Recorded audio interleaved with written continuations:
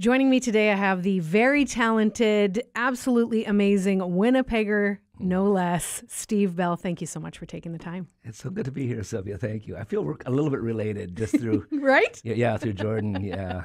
I love it. We are going to get into your brand new album. I cannot wait to talk about it. But before that, your first single released is a version of Bruce Coburn's Lovers in a Dangerous Time. Yes. Why this song? You know, right around the time that Russia invaded Ukraine, so right like in those first few weeks, Bruce Coburn's old. It's a 40-year-old song. Most people know it through Bare Naked Ladies. They don't know it's a Coburn song. And it was written 40 years ago. I loved it at the time. But it started rolling around in my brain, Lovers in a Dangerous Time. And he wrote it during the Cold War.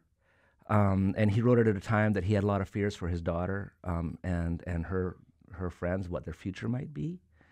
And but he was also amazed. His daughter at the time was around 13, 14, and he'd see her having her little love affairs with little romances and was amazed at how much these kids could fall in love and just be totally not concerned about world events. And he wrote it for them. They were the lovers in the dangerous time. And as Russia was invading Ukraine, and of course there's so many other global concerns right now. There's social fracturing. There's environmental crisis. It goes on and on and on. Many wars. It's love ends up being a miracle. That people still get married and have babies and have romances, and it's not just romance, love, just deep friendships. People that'll take a holiday together just because they like to be together. And it is a scary time. We're in a very, very dangerous time, and possibly more dangerous than any of us know. And yet love keeps bubbling up everywhere, and you just got to acknowledge it. And so I started doing Coburn's song. I've done a bunch of Coburn covers over the years and kind of figured I was done. But I just started singing it, and every time I did it, I would dedicate it to the President and First Lady of Ukraine. And that felt appropriate. And then more recently with the Israeli-Gaza war, with the innocence of that on both sides. There's just the terrible tragedy of that, and yet there's still love. It kind of blows you away. Like evil is astonishing, but love is more astonishing. I like that. Yeah. I like that a lot. Then Coburn's manager, Bernie, also comments on it. Yeah. What was that like? Well, I said it to Bernie. I don't know Bruce well. Like, we're not friends. I've met him on a few occasions. He knows what I've done, and I've gotten little affirmations from him. He's not really looking for a new best friend, so I've never been invited over. But Bernie, when I won my first Juno, I had that album Romantics and Mystics ended with a Coburn cover, and I'm at the Junos. I won the Juno, and afterwards, people are leaving the arena. And this guy starts walking up, and I'm going, that's Bernie Finkelstein, Bruce Coburn's manager, who is in the industry as legendary as Bernie is. Because when you think about Bruce's music, it's not exactly pop radio friendly. And it's genius, but who can make that a success? And Bernie does, right? So we all know Bernie. And he walks up to me, he called me out by name, and I just about fell on the floor. And he said, I just want you to know that Bruce and I listened to your cover of his song in your new album, and we just think it's the best cover of that song ever. And I was just so astonished. And then he gave me his number. I've called him several times for advice since, for permission to use the songs on this or that or the other thing. He's always takes my call. He's always a really lovely guy. So I just as a courtesy call, I sent him my version of Lovers, and that's what he sent back. Yeah, he said, what did he say? It's a beauty version. I love it, or something like that. Yeah. Yeah. Amazing. Getting into the actual song, I got to hear a little more about this very interesting sounding instrument. Oh, yeah. It's kind of when you hear the song, there's this opening sort of pad of noise and sounds. It's got that big sort of dramatic ending. And then you hear this thing, it's kind of clacky. And it also is kind of bagpipey, but low tech. If you can imagine a low tech bagpipe, this is kind of it. And it's a medieval instrument called a hurdy-gurdy. And I thought that was a joke at first, because that sounds like a joke name, does. a hurdy-gurdy. That's the name. And it's a stringed instrument. It creates these drones, like So you get like a bagpipe. Right. But then you can press these keys and you get different notes over top of it and you wind it. There's a crank. So if people buy the album, there's a picture of it inside, or you could just look it up. And it's a pretty limited instrument, but I heard about this guy and in Winnipeg that has one. And just something in me just knew that it would suit this song. And we brought him in, and my goodness, it just does. It's such an interesting feature. So when you hear the song, you hear that weirdy kind of thing. That's a hurdy-gurdy. Hurdy-gurdy. And it should if you're ever sad, just say hurdy-gurdy. You can't be unhappy and say hurdy-gurdy. It just makes you happy. Yeah. Sounds great. Yeah. So you recently performed at Jordan St. Cyr's homecoming show in Niverville. What was that like? That was a proud moment. So people won't know probably that Jordan St. Cyr's father is one of my life best friends. I was best man at his wedding. He was best man at my wedding. We were roommates before we got married. We've written songs together. We studied scriptures together. We dreamed together. He and Jan are good friends with my wife and I as a couple as well. So there's a long history there. Jordan, growing up, I wasn't around a lot. I was on the tour, so I can't say I was there every day for him. But he's always felt a little bit like my nephew. And Jordan did come to me for advice when he first started asking or thinking that he might want to go into music. And I really didn't have much to offer him. My generation thinks differently about music. So many of the things that worked for me don't even exist anymore. But I was able to encourage him, And Jordan found his own way. Like he just figured it out. I don't want to say it's a nasty business, but it's a confusing business, and it can spit you out, And he's sort of found his way in there and kept his integrity, and is clear by his songs, and I am just so proud of him. He's accomplished what a lot of people want to do and can't do from a distance. You know what I mean? Nashville has a lot of great musicians. They don't need more. So for him to go in there, find his way, and make a claim, get noticed, and become successful is quite astonishing. I was very proud. And when Jordan phoned me and asked if I could sing at the concert, I just about cried. It was like, I didn't want to sort of bring down his concert, but yes, of course, Absolutely. Yeah. I really appreciated personally how he made way for you, because you've been in this industry for a good amount of time. You've paved a way. What you do is phenomenal. And for him to say, there's literally no way Steve Bell's opening my show. So it's a one of a kind. It's Jordan, Steve Bell, Jordan. Yeah. And I honestly, I was prepared to do one or two songs. And I got there and I thought he did tell me it'd be in the middle, not like he didn't want that. I said, sure, whatever. So I hadn't even really prepared. I could have pulled off a couple songs. And then he says, no, do half hour, 40 minutes. I go, what? So it was he honored me. And that feels lovely as well. Yeah. It was fantastic. He's a good boy. And then I got to say, too, you played Lovers in a Dangerous Time, your version. And that's on this brand new album. I would love to hear a little bit more, as would our listeners, about The Glad Surprise. The album? Yes. Okay. So my album is coming out in a couple weeks. It's hard to know because it comes out on Spotify, but we don't, we've said what date we want it to come out. Whether it does or not, we're not quite sure. It's the way they do it these days. The album itself, the hard copy, CD and book, will be out October 1st. Okay.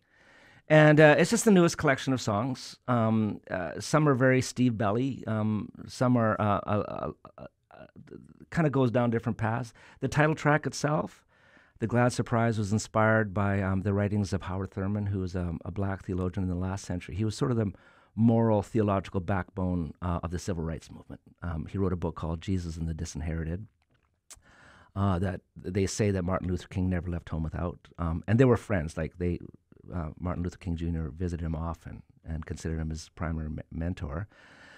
In that book, it says, amongst so many unbelievable things, well, he does say, in a different spot, he talks about how in the end life is bottomed by a glad surprise, which is an astonishing statement from a black man in the last century whose grandmother was a slave, who lived through the lynching years, who wrote during the Jim Crow era. And for that man to say, life is bottomed by a glad surprise, we should all sit up and listen. right? Because Absolutely. he has the authority to say that. But the thing that triggered the song for me and the whole general theme of the album was when he talks about how if you're looking for Jesus, if you're looking for God, for sure you'll always find God. You'll always find Christ wherever people are standing with their backs against a wall. That makes me want to tear up. I know. He said, you may find Jesus in your heart. You may find Jesus, in other places, but I guarantee you'll find Jesus wherever people are standing with their backs against a wall. And if you take that as a hermeneutic for reading scriptures, and you start as a filtering scriptures through that statement, you start to realize that that's the fundamental gospel right there. And it's not so much that Jesus is going to rescue you, it's that you have a co-sufferer. Brad Jerzyk says that the Trinity reveals that God is something co-suffering love. I forget the whole quote, but that somehow it's the co-suffering of Christ in our darkest moments, in the most terrifying times, and some of those times that actually deliver what we fear. That Christ is literally with us, suffering with us, and that changes all the equations, right? And then the call, of course, is for Christians to go and do the same, that we have been called to give witness to who God is as revealed by Christ. Right? And so that when we do the work, acts of justice, solidarity, those sorts of things, when we put our bodies in the same places that suffering people, oppressed people's bodies are, when we endure with them what they endure, we're starting to now enact the gospel, give it an incarnation, put our bodies in where the words are, insert bodies here. And that's just pure Howard Thurman, right? Yeah. I love how your music always and your message and who you are incorporates justice. They're hand in hand, they go together. My dad was a prison chaplain, and so I made this connection early. I remember there was this one guy who and I used to go to the jail with Dad all the time, Mom and Dad, and so that's how I went to church growing up. Every Sunday I was in a prison, Drumheller first, and then Stony Mountain. It's where I learned to play guitar. It was inmates that taught me to learn to play guitar. These guys were my friends. They were my uncles. And there's this one guy who was a lifer. I can't remember what he had done, but it was bad. He was a dangerous man. He had done bad things, and he needed to be incarcerated because he just wasn't safe to himself or to the public. But I liked him. I really liked him, and he liked me. And I couldn't. My brain couldn't grasp that wicked things that he had done with this wonderful fellow who I loved and cared for. And then I asked my dad, I'm going to cry, shoot. Asked my, what's the guy's story? How does a guy like that become a bad person? Or how could a bad guy be so nice? And he told me a story. He was as an indigenous boy, his father, who had grown up in the residential school system, he came home from school and saw his dad hanging from the chandelier. He was alone, hanging in this living room for 3 hours with his dad, or sitting underneath his father for 3 hours before anybody else came home. And I remember my dad saying, someone like that gets a bit more grace than the rest of us. And that was the first time I realized that we don't all have the same starting point.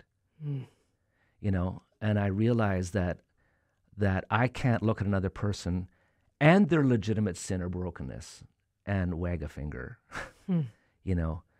Ask stories. Ask, what's your story? And that changes everything, And so I started to realize, I think that sort of set, so what was the conditions for this guy's horrible story? Was it just that his father was a bad guy? Well, apparently there's this whole thing called Indian residential. That was structural sin that created a people who were that deeply wounded. And so now you have to start going back, and then you start to look at scriptures where God says, do justice. I will deal with equity. This is my call for you, especially Isaiah. But then Jesus, his first words out of his mouth, his first public sermon, I've come to release freedom, liberty. So it's just right there. Justice and salvation are their sister words. right? Yeah. They each have their own nuance, but they're sister words. You can't have one without the other. And I believe very strongly that we can't create a utopia. We're not going to make a just society, but we as Christians are called. We've seen the last chapter of this story. We know where this is going. It's the kingdom of God, right? And it is our job to live now as if it's here now. And that weirdly brings it into the present, right? So Jesus did that in his own body. The kingdom is among you, it's near, right? He was talking about himself.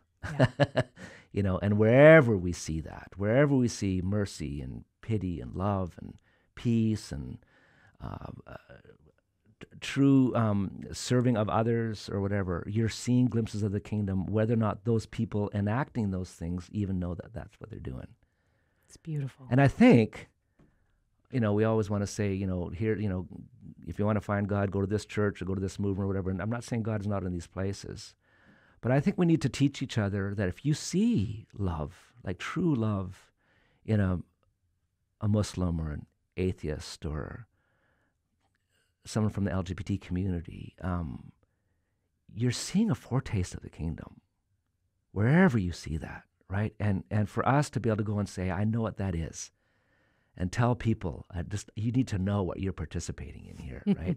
You know something even if you don't know it. Mm-hmm. You've experienced something. You're enacting something good.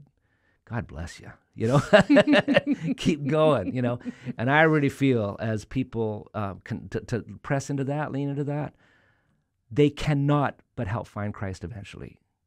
Because love in the end, justice, peace, goodness, mercy, all those things, these are the very qualities of God. They don't reside in us. When we use them, we're literally participating in who God is, right? So you can't love, you can't be compassionate, you can't be empathetic, you can't without participating in who God is, right? And once you start to really feel that, you start to seeing it all around. You can see it in a cashier at Safeway. You'll see it in a bus stop. You'll see it in a preacher. You'll see it in a volunteer. You'll see it in a school teacher, in one child in a playground, helping another one, or standing up against a bully.